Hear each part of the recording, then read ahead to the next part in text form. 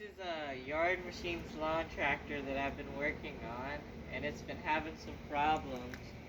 It would start and run for a little bit and then die, or if I let off the brake, it would start dying, or it just wouldn't run very well.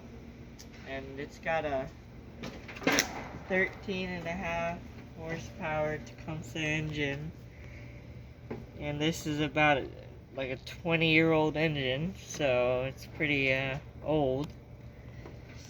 And I replaced a push rod in it. You did? Yeah, because the other one I had, it broke off. What'd you have to do to replace it? Well, I had to take the cover from the engine that houses the push rods for the valves. Yeah. And then just took the old one out, put it in, tightened down the valve again. Oh, you kept the old push rod? Yeah. Oh, okay. And so, what do you plan to do to kind of help it start and help it stay on? Well, I'm gonna give it a brand new air filter. Ah. Yeah. Okay, you're gonna put a new air filter on it, and that's gonna go Here, right in the in air there. box. Okay. And I'm also going to give it a new spark plug, because the other one's kind of abused. Oh, new spark plug. Okay. And then new fuel filter. All right. And finally, brand new carburetor. Ooh, let's look at that carburetor. See, this is the choke, then this is the throttle, and on the carburetor I have, this piece is broken off, so it's got like that much left on it. Yeah. And the choke connection is just hanging right now, so I'm gonna fix that. Oh, and the carburetor, that's the old carburetor right there. Yeah. If I lift this up, Right above the you can kind of see the choke right here. It's broken off. Yeah. Around the bit of it. Yeah. It's a nice new shiny carburetor.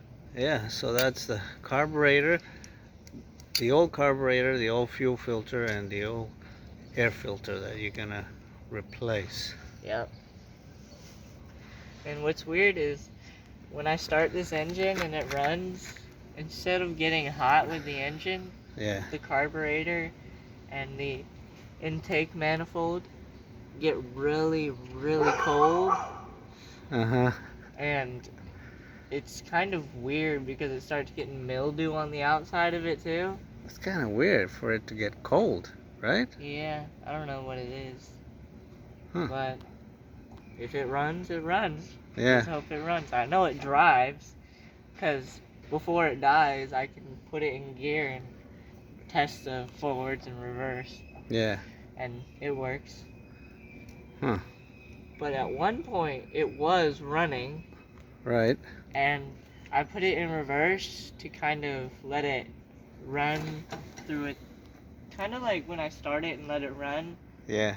It would kind of work through the problem. So I would drive it around. Yeah. And when it started running really good, and I put it in the high gear, Yeah. and I let go of the brake, it did a reverse burnout. Dang. Reverse burnout. Yeah, which is kind of surprising because these things only go like 5 miles an hour. So that means it's got a lot of torque, huh? Yep.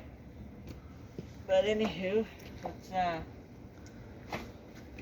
hear how it sounds. You gonna try to start it? Yep. All right. Fuel on. Let's see if she'll go.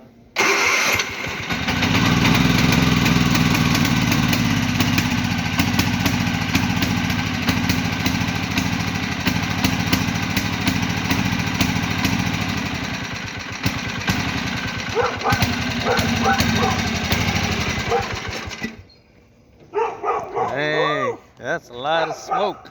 Oh my gosh.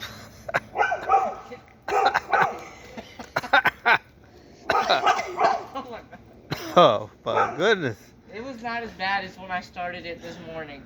I couldn't see it when I started in the garage. Oh really? It was really bad. But anyway, Whew. I think I might have too much oil in there. Maybe that's a lot of smoke coming out of it as well. Yeah. And of course it wouldn't stay on, huh? Nope. All right. So First, next is to start get down to the nitty gritty. The hood down so it doesn't fall over and scratch. so I'm gonna start with, I'm thinking probably, I'll do the spark plug last. I'll start with the carburetor. and The old air filter. the old air filter. Yeah. It's pretty dirty. Yeah. Yeah. It's got a bit of oil in it. I don't know why. Huh. And let's see. I need socket. Alright. This to collect the gas that's still in the carburetor. So I'll see. Okay.